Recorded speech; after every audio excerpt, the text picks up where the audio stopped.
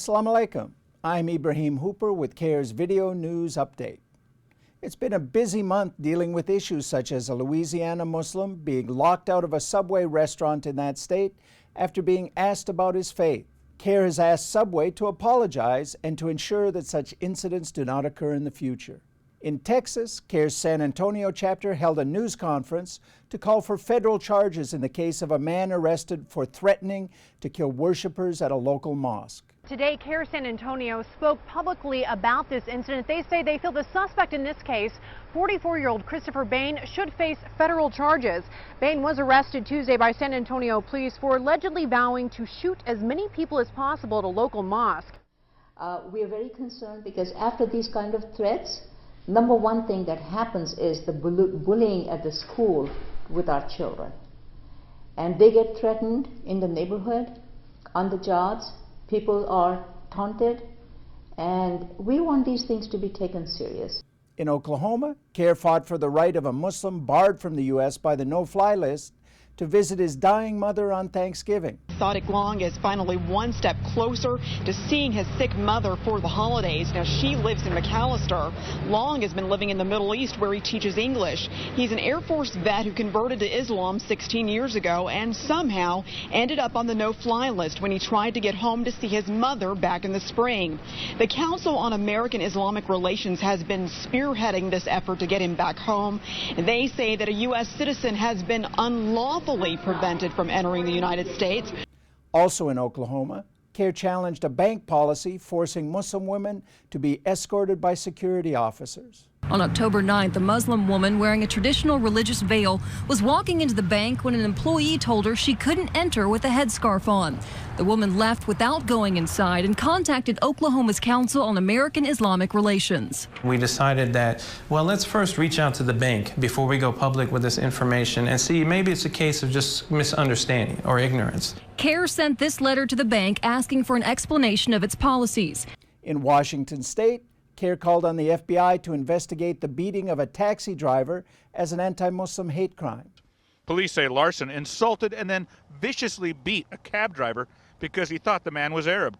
The victim is actually Indian and a devout Sikh. And there have been beatings, shootings, arsons, in some cases killings of people who are either Muslims themselves or were perceived to be Muslim. Arsalan Bukhari says he's deeply troubled by this attack and others directed against Muslims and Arabs in general. We're seeing a spike in these crimes, especially in the last year and most specifically in the last 2 months. CAIR's New York chapter called for a similar investigation of the stabbing of a Muslim outside a mosque by a man shouting religious slurs.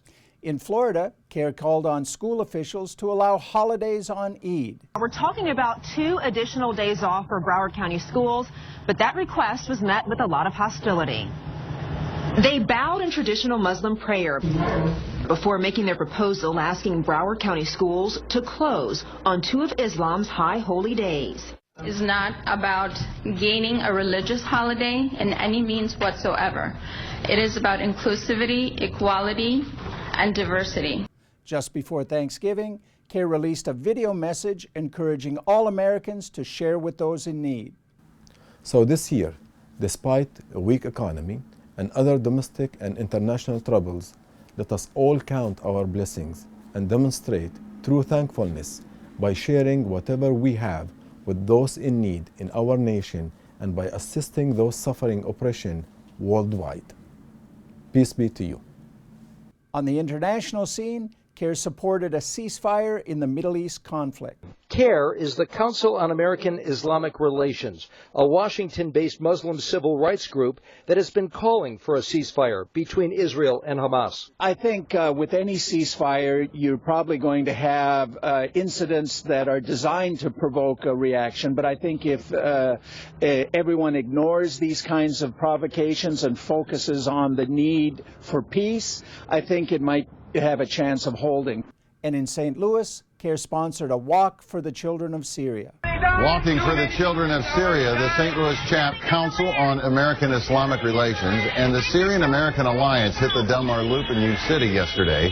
The event was part of a global walk in more than 20 major cities around the world to help raise awareness about the plight of those fighting for freedom in Syria.